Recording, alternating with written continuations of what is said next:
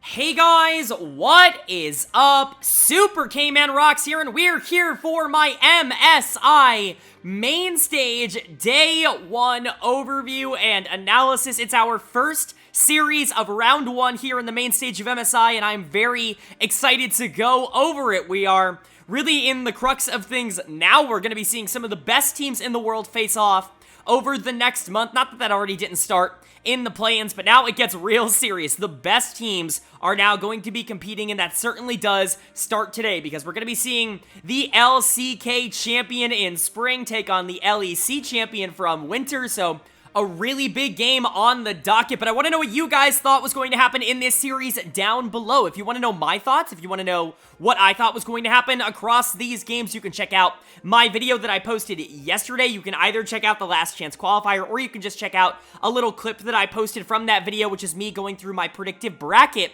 for the main stage. Both are going to be linked up on the iCard right now, and the MSI playlist is going to be linked up there with a primer video where I go over both of these teams pretty in-depth as well. If you want coverage, I promise we've got it on this channel. Another little addendum at the beginning of this video. I apologize for this one coming out so late. As you guys know, I do have a full-time job outside of YouTube, and so sometimes these videos are going to have to come out at some more difficult hours, and that's unfortunately what's going to happen here. Hopefully that doesn't happen again over the course of this tournament. But with all that being said, it's time to jump in with our analysis. Of course, if you're familiar with the channel, you'll know that we're going to be going game by game, talking about the strengths and the weaknesses that both teams were able to show off in this one. But without further ado, let's go ahead and jump right into the analysis. It was a matchup in round number 1 between the number 1 seed from the LCK in Gen.G and the number 2 seed from the LEC in G2 Esports. Certainly an intriguing round 1 matchup. I think stylistically, these are two teams that are very different. G2, very aggressive. They like to go for these more off-meta picks,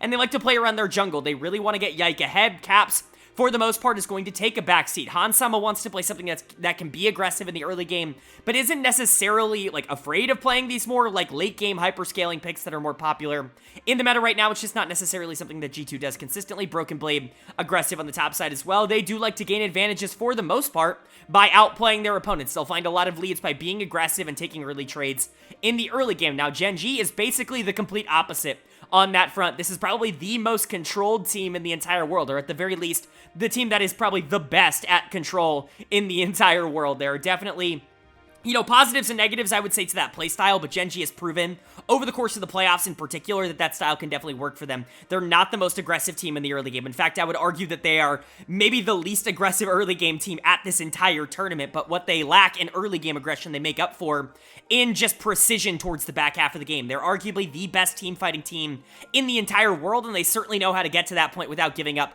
too much. They are very consistent, and they're very dangerous, and that's why I have them favored in this series. I like G2, you know, they're a good team, even if I think, you know, they're maybe a little bit overrated by the community. I just think Gen.G stylistically matches up really well into a team like G2 Esports, and I had them going over, as you guys would know if you watched my bracket prediction. But I think I had the series 3-1. I think that was my prediction. Of course, you'll guys let me know if you'll let me know if I'm wrong. But without further ado, let's go ahead and jump into the games. Game number 1, super important to win. You want to be able to get that momentum rolling, especially if you're G2. You need to put Gen.G on the back foot to start this series. But were they able to take game number 1? Well, we'll see right now, as the winner of game number 1 was Gen.G. They are able to take the first game in this series. They're able to go up 1-0. Obviously super big for momentum, but just in general, you want to be able to try and get out to an early lead. It makes the rest of the games a little bit easier for you, because now you've only got to win 2 of the final 4. That you only got to get a 50% win rate, and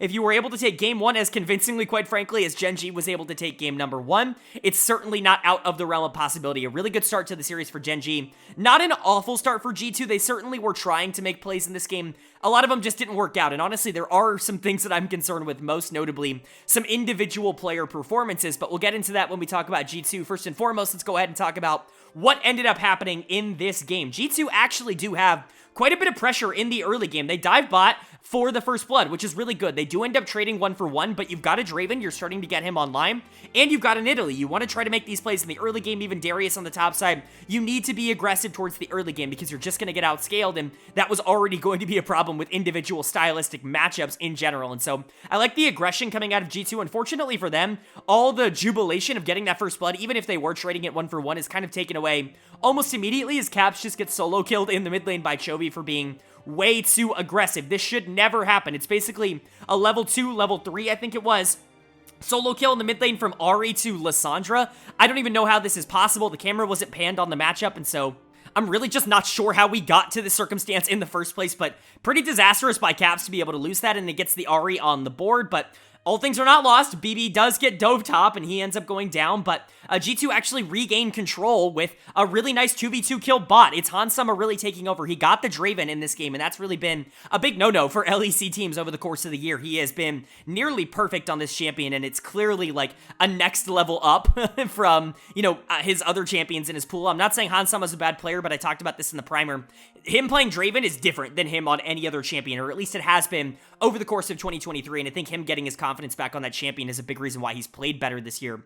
And he did a really good job, at least in the early game, trying to pressure that lane. Credit to Mickey X as well. We'll get to him a little bit later. He didn't have the best of late games, but, you know, as Braum, there's really only so much you can do. And then G2 continue to push that pressure with Peanut actually getting caught in the topside jungle, which is really good. They do that. They counter another aggressive play top lane, and now all of a sudden G2's got a lead in the early game, which is exactly what you wanted to see. You're looking at these comps, and if G2 didn't get that lead, it would have been pretty disastrous. They don't really have a lot of tools to be able to come back unless that Draven is super fed. Now, Lissandra can set up, but Nidalee, Darius, Braum, like, these are not champions that are going to be more useful at 20 minutes than they are here at 10, and so really good to see G2 trying to capitalize on maybe some over-aggressive mistakes from a team that, you know, probably thinks they're better in Gen.G. Unfortunately, they're just not able to hang on. Second Herald fight is pretty massive for Gen.G, and that's when things start to move back into their favor, but where things really get completely blown open is a massive engage mid lane by Peanut that Gen.G cleans up super easy. Peanut was awesome in the mid game here, even if he was getting caught a little bit in the early game, maybe being a little bit over aggressive. His mid game engages on the Vi were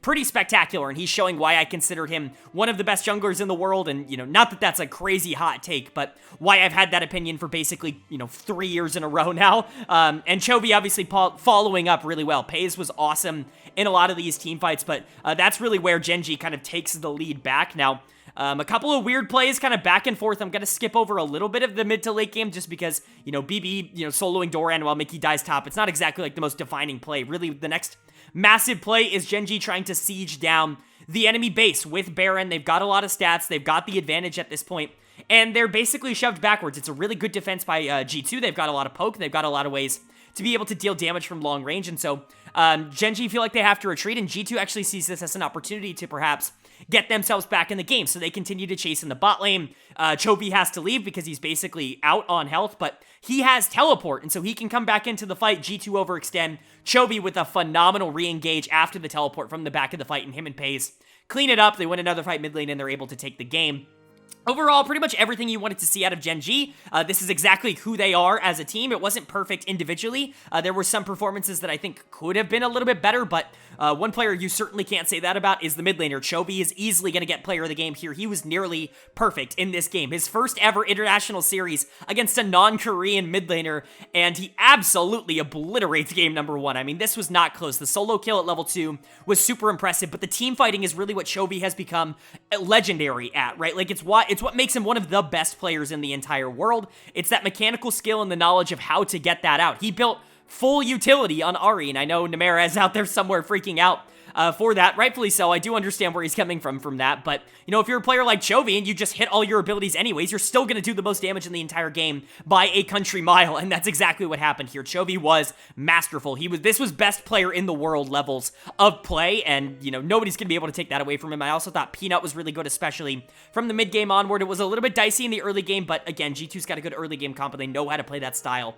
Peanut just did basically everything he needed to do from the mid game onwards. Those two were fantastic. Pays was great in team fights, even if his laning wasn't all that great against the Draven, and then Delight and Doran were kind of along for the ride. Delight had some good engages, but was mostly there for Peel, and then Doran actually got caught out a couple of times towards the back half of the game, but G2 felt like they invested so much into trying to kill Doran that was actually more of a detriment to them than an advantage. But for G2 on the other side, you know, some good and some bad. I like the early game. Yike and Hans in particular, I thought played relatively well in this early game. Hans getting that 2v2 kill on the Draven. It felt like that bot lane was starting to spiral out of control. Yike was actually making some plays in the early game, catching out Peanut, trying to stay aggressive. Broken Blade doing the same thing, but Caps was a problem this game. He's going to get my dead of the game. This was miserable. I mean, this was just not a good performance, and I was worried about this going into the tournament. You can check the primer video out for a more detailed explanation as to why, but the Caps that we know and love has not been the Caps that we've gotten in 2023 so far. I'm not saying that he still can't emerge, but it's not entirely surprising to me to see him struggle at this level, especially against a player like Chovy. This is not 2019 Caps, in my opinion, anymore. This is definitely a more reserved and quite frankly, a Caps that doesn't have a ton of experience playing on his own, at least over the course of the LEC split. They just didn't ask him to do it all that much. And I'm not really sure where he's going to stand on that regard. And in Game 1, he certainly did not pass that test. And so it's going to be interesting to see how he evolves and adapts over the course of the series. But Mickey was also really bad in the late game, just not protecting any damage. When you're a Braum and you can't survive and engage, you're just going to be kind of useless. And unfortunately, that was the case. But for G2, I don't hate their strategy. I just think they need to be a little bit more clinical with their executions. If you can continue to gain early game leads, like that's a recipe to winning against Gen.G. You just got to be able to win that mid game as well. That's the all-important phase that I think G2 unfortunately just missed out on here in Game 1. And then for Gen.G on the other side, just keep doing what you're doing, man. You're the best team fighting team in the world, and you showed that off here. Chovy and Peanut are in absolute form right now, and Pays, you know, all he has to do is have one great game, and this team is just not going to lose, right? So just keep the ball rolling. Game 1 is a good win, but you got to keep it going. Who's going to win Game 2, though? Is Gen.G going to be able to keep that momentum going, or is G2 going to be able to answer back and tie the series up at 1 apiece? Well, the winner of Game number 2 was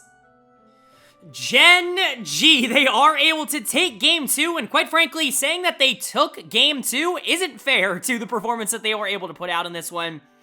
Game 2 might as well have not existed. This was an absolute demolition. Probably the most dominant game that I've watched this year. I mean, there might be games that were shorter, but certainly on a stage as big as this, I can't remember a game that felt as hopeless as this felt for G2. I mean, this was just unwinnable. Basically, from moment one. I can go through the moments, you know, moment by moment, if you will, throughout what happened in this game, but it's going to get repetitive because it's going to be me talking about one player a lot. Pays was really good in this one. It's going to be me mentioning him quite a bit. Delight as well on that Blitzcrank, kind of showing off why that champion has been banned from Gen.G a lot over the course of the last few months, but just in general, I mean, oh my god, this was just an unfair game to watch. They had a freaking Tristana top that won ridiculously hard. It wasn't even really like the focal point of the game, but the thing was legitimately untouchable towards the back half. That's kind of the point that we were at with Gen.G. This was a statement game from a team that, you know, is very, very dangerous. And let's go ahead and get into it. I'm going to probably go pretty quick on this one because,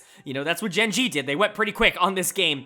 Early game is defined by, you guessed it, Gen.G's bot lane. Now, there are some plays that G2 do try to make, at least at the beginning of the game. They do try to fight 2v2, but they end up losing first blood. Mickey waiting in a bush, lands the hook onto Delight, but they just lose the 2v2 fight.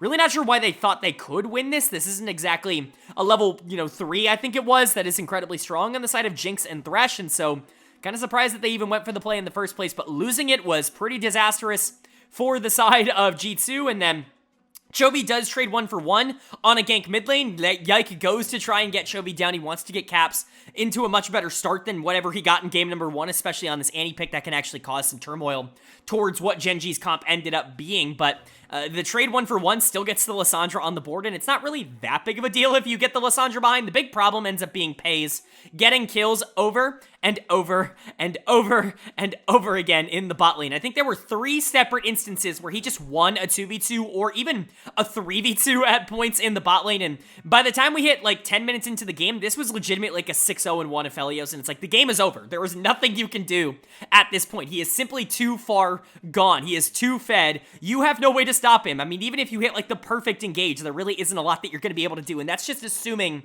that Gen.G falls asleep at the wheel. Then they start moving Pays all around the map. He ends up solo killing Caps in the bot lane. Then he ends up solo killing Caps in the top lane. Then he ends up winning another fight in the top lane. He takes tower after tower, and then he goes and takes objectives, and by this point, the game is just like so far out of reach. There's literally nothing that G2 can do. The game is completely and utterly over. I'm actually just going to skip right to the end here. Gen.G basically end the game at like 17 minutes. They end up winning a fight in base at 17 minutes, but they back off because I guess they wanted to. Like, they absolutely could have ended the game right then and there, but they don't. They wait a little bit. They wait 2 more minutes, quite frankly. They end up winning another fight in G2's base, down a man because Doran's just running around fighting Yike in the top lane. And they're still able to just end the game. It's actually unreal how far ahead they were. They could have closed this out in 15, 16, 17 minutes. Like, that was the kind of game that we saw from Gen.G here, and you just got to give them a lot of props. Paze is obviously player of the game. You could give this to Delight. I totally understand that the Blitzcrank hooks were fantastic in this one, and they definitely set up the Aphelios, but, I mean, come on, man. The amount of solo kills that this dude got was actually ludicrous. It was pretty nuts. I mean, him just dashing in, having no fear in the world. No matter what guns he had, he was just going to delete you from the map. Ultimate didn't matter. Q didn't matter. He could just auto-attack everyone down to 0, and he was never really going to be in danger after like 10 minutes into the game. That's the kind of dominance that we saw from Paze. Whether it was in the bot lane, whether it was in the top lane, whether it was around objectives, it did not matter. There was no Baron taking this game. You want to know why? We didn't even hit 20 minutes, and so just huge stuff from Gen.G. Paze was awesome. Delight was awesome. Peanut was really good. Doran with Tristana top. That's always going to be a fun pull. And then Chovy on the Lissandra was fine. This was really just bot lane getting so far ahead that it almost didn't matter what else anybody was doing. I really couldn't even tell you a lot that anybody else on this team was doing. As for G2 on the other side, miserable game 2. You're now down 0-2. I mean, that's about as bad as it gets in a series against a team like Gen.G. You now have to beat them 3 times in a row, and after this game, that looks nigh impossible for this team to do. Now, I'm not counting them completely out, but a couple of the players that they're going to need to rely on to get into that spot are just not playing well at all right now. Caps is going to get another dud of the game here in game number 2. He has been miserable over the course of this series. His positioning is bad. He's getting caught out for no reason. He's taking fights he absolutely shouldn't. This has just been a bad series for Caps, and there's really no other way to put it. Definitely a concerning trait, but Hans and Mickey got run over in the bot lane. I mean, it was just not close. There were so many kills in the early game going over to Aphelios. You want to give it to Mickey? Yes. Like, give dud of the game to Mickey. He absolutely deserves it. You want to give it to Hans? Sure. Probably a little bit less than Mickey, but still kind of deserves it. Broken Blade was just kind of in the top lane. He did win lane in the early game, but it couldn't really do anything about it. And then Yike was okay on the Viego, was able to get some garbage time kills, but for the most part, it was just kind of useless, right? G2, the game was over in 8 minutes, and there was really nothing else that they could do, unless Gen.G royally messed up, which they did not do. They only got stronger. And so, for G2, you just got to put this one behind you. You got to move on. You got to go next, quite frankly. And I don't know if it's going to be easy, but this game was just not a good one for the mental or for the expectation for this team moving forward. But for Gen.G, I mean, close this out in a sweep. You have been so dominant over the course of the first 2 games. Just end up closing it out. Obviously, you're still in a really dominant position, even if you were to drop a game 3 or a game 4. You probably don't want to drop a game 4, but even if you were to drop a game 3, you're still in such a good position that I would expect this team to be able to turn it around. But overall, the dominance of this victory is legit, like, scary, and they're probably going to want to close it out in 3. So are they going to be able to do that, or is G2 going to show at least a sign of life in this series that they really haven't shown up until this point? Well, the winner of game number 3 was G2. They are able to take game number 3. They're able to keep this series alive, avoiding the sweep at the very least. And they're able to show that they, at the very minimum, have some fight in them here, which I think they desperately needed to see, right? Everything was just looking so dire after that disastrous game number 2 that for them to be able to, at the very least, bounce back in game number 3 shows a level of grit to this team that I just don't think I expected them to have. After that game 2, this series felt completely over to me, and I wouldn't have been surprised at all to see them just, quite frankly, roll over and die. That's not what they did in this game. This was a hard-fought victory. Gen.G definitely tried to win. This wasn't them taking it easy, and G2 still came out on top with some really nice plays. And so overall, I definitely commend this team, like, just for staying in it, keeping their cool, not giving up, being able to continue playing. I think they did a really good job in this series. But let's go ahead and talk about how we ended up getting into that spot. What happened in game number 3 to get G2 back on the board, or on the board in the first place? Well, a couple of close plays early, but most of them go the way of G2, at least the first couple of plays. Really like the first blood trade 1-for-1 top lane. I think that that's actually super positive in this matchup. You want to get that Kennen rocking and rolling. I think Broken Blade could have played it slightly better, but, for the most part, Yike going top lane, being able to pick off that Malphite and get, Broken Blade on this Kennen into a good position, that's definitely, hopefully, going to pay some dividends later. Spoiler alert, it absolutely does. And then, G2 do stay aggressive. They go for a gank in the mid lane.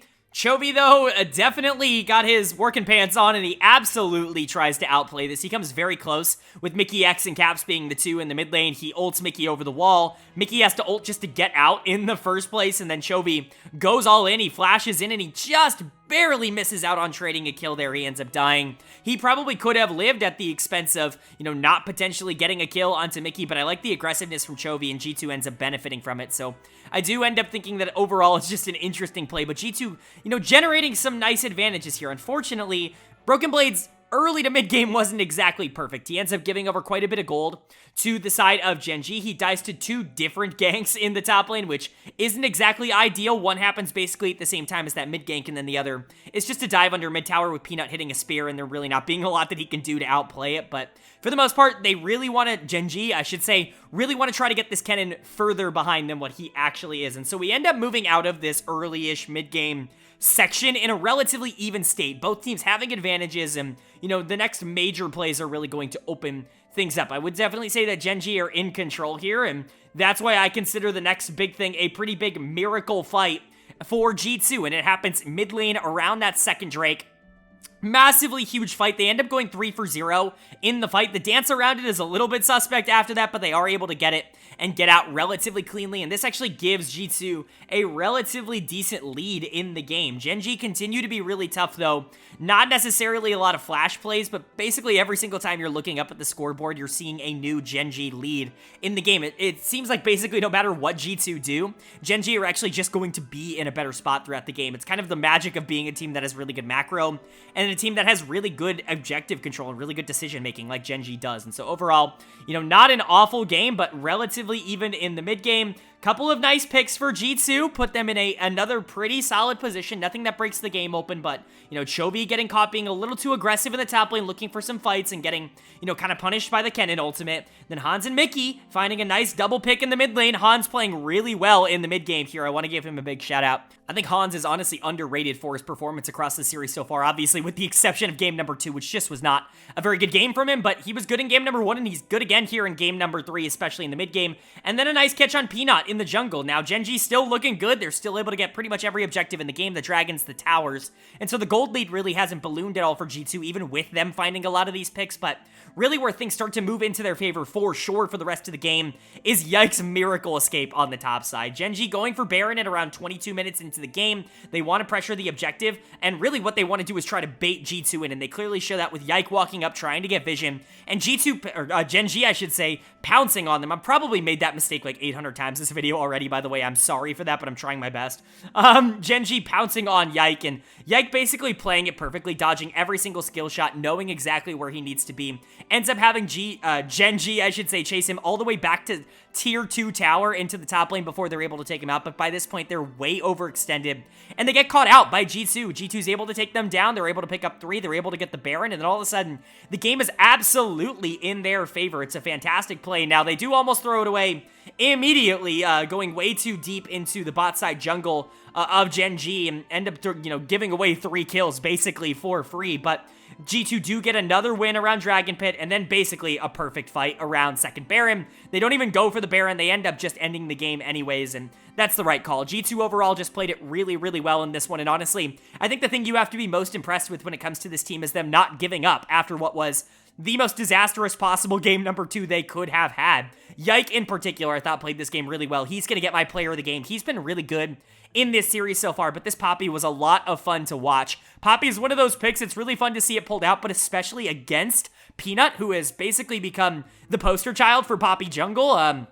It's probably the champion I most associate with Peanut as a jungler, at least in his recent years. And, for Yike to be able to pull it out and have such a good game, be so influential, and, really be able to change the tide of it, both with his ganks and then obviously with that play towards the back half of the game, it's just a really crazy fun thing to see. And I think it's fun to see narratives like that. But he was far from the only player on the team to play well. Hans was really good this game. His positioning was really solid. He was never really in danger. And when he did step up, he mostly had a reason for it. And he always had that ultimate to be able to escape and stay relatively unharmed towards the back half of these fights. Caps was significantly more stable in this game than he had been through the first 2, and even if Broken Blade was giving over a lot of gold in the early to mid game, those Kennen ults proved to be invaluable towards the back half. Overall, G2 was just really good as a unit. They stayed in this game. It wasn't perfect. It certainly wasn't a blowout, but they were able to pick up the win. And then for Gen.G on the other side, it's okay to drop game number 3. Again, you dominated the first 2. Game number 3 is okay to lose. You just don't want to be moving into the rest of the series. You don't want a game 5. That's certainly not the kind of momentum that you want to be moving moving in. Chovy's going to get my dud of the game. Some really aggressive plays coming out from Chovy. He was absolutely feeling himself in this one. It was maybe just a little bit too much because he was going a little bit too deep and not necessarily scouting for vision in a lot of the 1v1s and the trades that he was going to take. Of course, he does just barely miss out on a kill in that early play in the mid lane, but, you know, going for that play topside only to get caught out by Ken and Ultimate, it's just not an ideal play to be making, and I think overall he was definitely thinking more with his hands than he was with his brain this game, but that's fine. I thought Delight's engages were actually really good. He was definitely the best player, in my opinion, on Gen.G, even if the scoreline doesn't show it. Peanut was alright this game, but Pays, Doran, not exactly making a massive impact. They still can, you know, dominate this series. They're still in control, right? It's still a 2-1 series, and so I'm not going to freak out here, but you certainly don't want to be losing game number 4 and sending this to a game number 5 with G2 having won the last 2 games. And so for G2, this is obviously still a must-win to not move to the loser's bracket, but even for Gen.G, I think this is a game that you really do not want to be losing. So a very big game number 4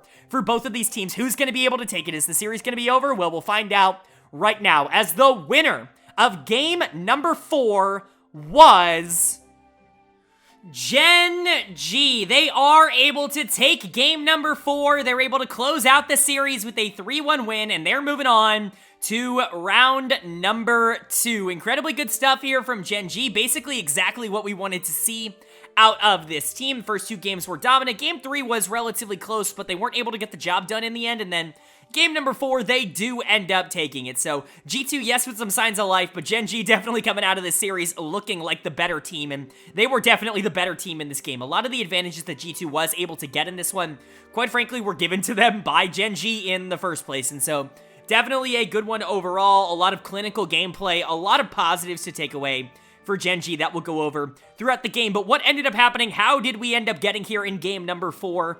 Well, it was another back and forth early game. In fact, both teams still staying aggressive, which is what I really liked out of both of them. Gen.G, most of the time kind of allowing the plays to come to them, but really kind of setting themselves up for, if the plays do come to them, for them to have some level of counterplay against it. And for people like Doran and Chovy in particular to be playing super aggro in the early game, I think is a really good sign for this team overall, even if not every single play ended up working for them. Doran ends up getting first blood, roaming down mid lane at like 7-ish minutes. It's a really good play from him. He's got the push, he's got Broken Blade on a timer, and so moving down to get Chovy ahead was a really good idea from this Cassante.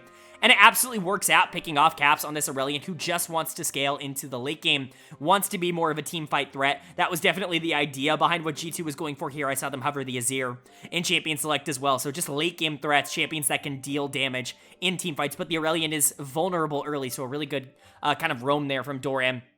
But Yike does answer it. A really nice gank bot, basically perfectly executed to be able to pick up Delight. Evens it out at 1 apiece, and then we get a lot of action top lane. Broken Blade ends up dying top lane, getting baited for a gank. This is really well played by Peanut. And honestly, Doran in general, just a really good job of making Broken Blade feel like he was just going to 1v1 solo kill this Cassante before the Elise popped out.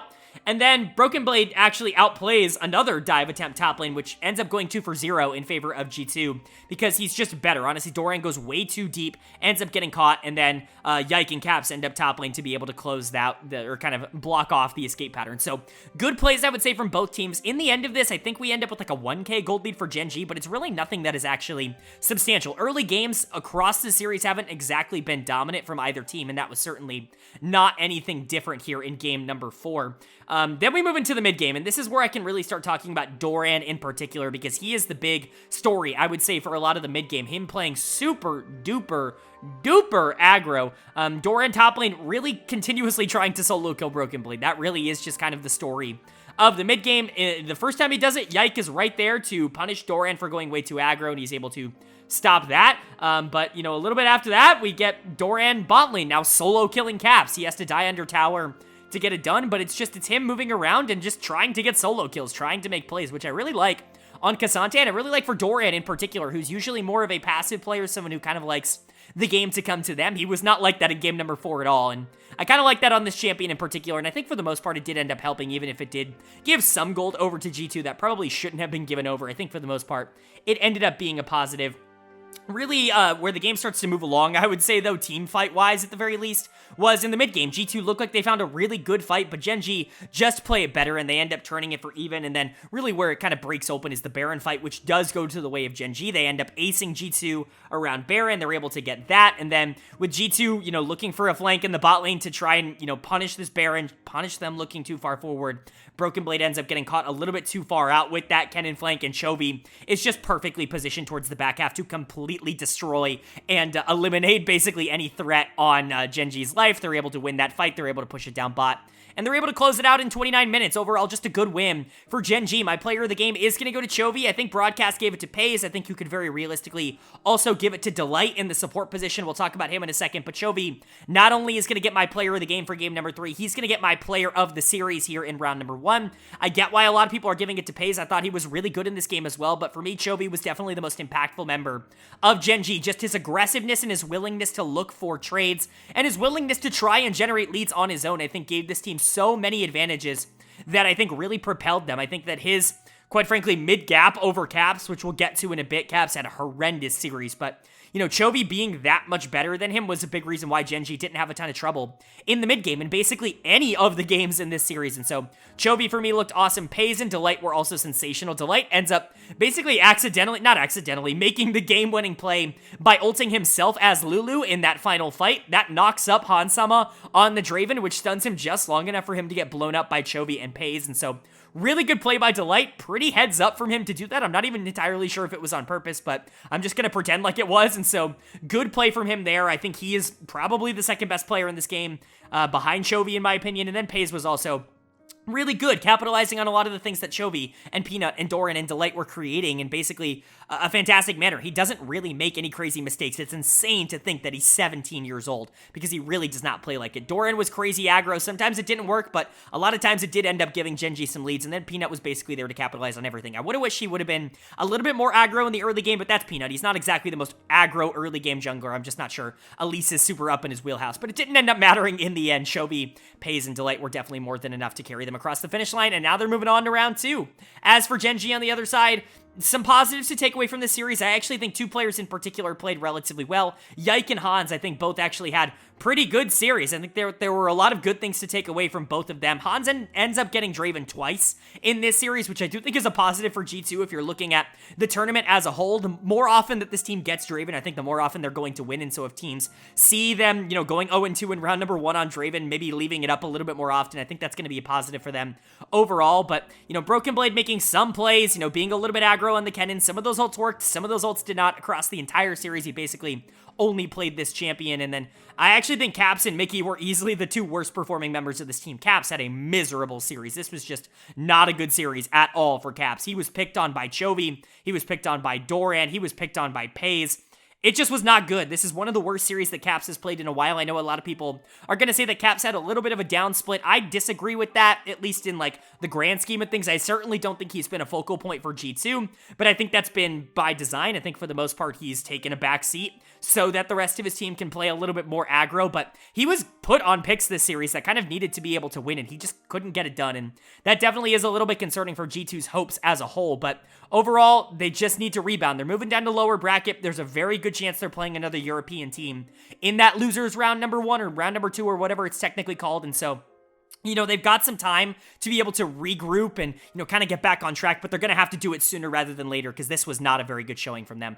And then, like I said, for Gen.G, they just looked really good overall today. I think a lot of the worries that people had about this team have kind of been proven wrong. Chovy has looked fantastic in his MSI debut. He looked great in this game and in this series as a whole, maybe with the exception of game number 3 on that Cassante. But even then, he was still aggro. The plays just weren't working. Pays and Delight looked awesome as a bot lane duo. I'm still a little bit concerned with them going up against, the single best bot lanes in the world, but I only think there's one other, of those at this tournament, or two other, if you consider, they've already played Guma and Keria, but, Ruler and Missing, I really think the other, world-class bot lane, maybe if they run into BLG, that could be a problem, but I think Pays and Delight are going to hold up relatively well across this entire series, and then Peanut and Doran were good as well, and so, overall, Gen.G looking solid, they're looking aggressive, they're looking like the team that won the LCK, and that's basically all Gen.G fans could probably have hoped for.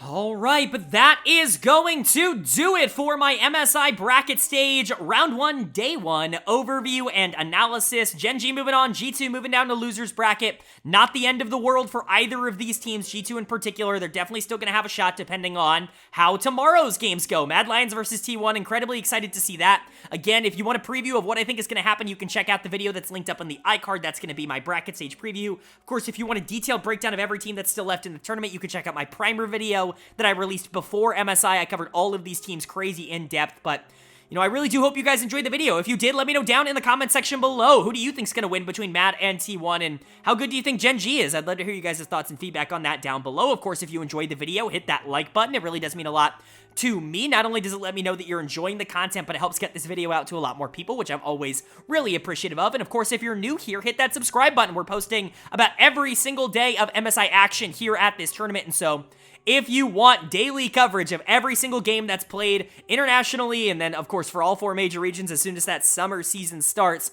that subscribe button's free, that bell button is free, so you go ahead and click it if you want to be notified when those videos go live. But, of course, with all that being said, I hope you all are having a great day. I hope you continue to have a great day, and I will see you all later.